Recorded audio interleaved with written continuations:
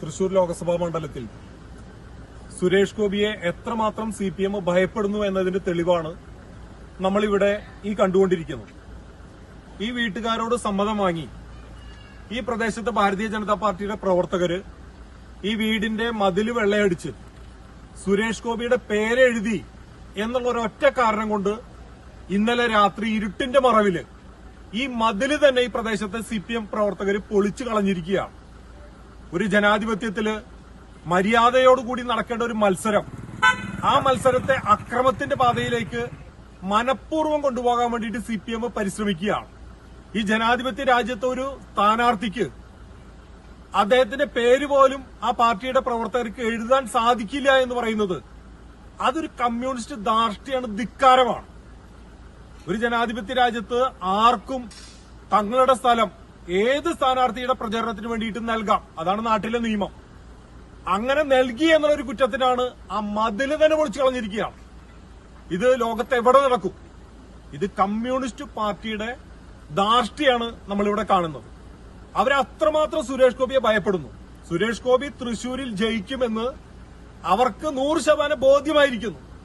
അപ്പൊ ഏതെങ്കിലും തരത്തിൽ ഇത് അട്ടിമറിക്കുക, അവിടെ അക്രമം ഉണ്ടാക്കുക, ഈ തെരഞ്ഞെടുപ്പ് സമാധാനപരമായിട്ട് നടത്താൻ അനുവദിക്കാതിരിക്കുക, അങ്ങനെ അക്രമവും കലാപവും ഉണ്ടാക്കിയിട്ട് സുരേഷ് ഗോപിയുടെ ജയം തടയുക എന്നുള്ളതാണ് ഇരുട്ടിന്റെ മറവില് സുരേഷ് ഗോപിയുടെ പേരെഴുതിയിട്ടുള്ള ഈ മതില് തകർത്തതിൽ കൂടി ഇവിടുത്തെ CPM ഉദ്ദേശിക്കുന്നത്.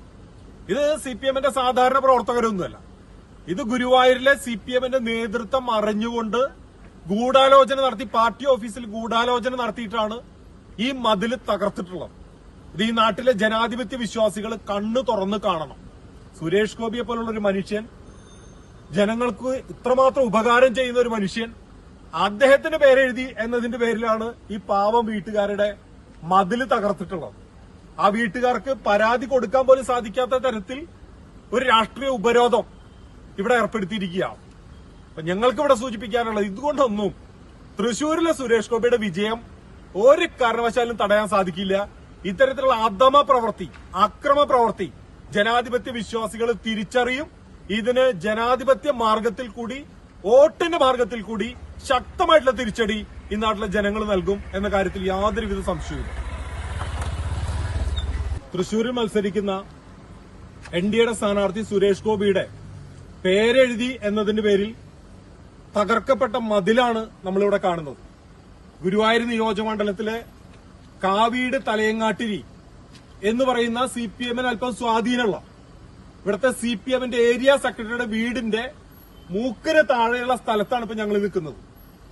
ഈ CPM പ്രദേശത്താണ് സുരേഷ് ഗോപിയുടെ പേരെഴുതി എന്നതിന്റെ പേരിൽ CPMകാരായിട്ടുള്ള ഇരുട്ടിന്റെ സന്തതികൾ ഏരിയ സെക്രട്ടറിയുടെ നിർദ്ദേശപ്രകാരം ഈ വീട്ടുകാരുടെ മതില് തന്നെ തകർത്ത് കളഞ്ഞിരിക്കുന്നു.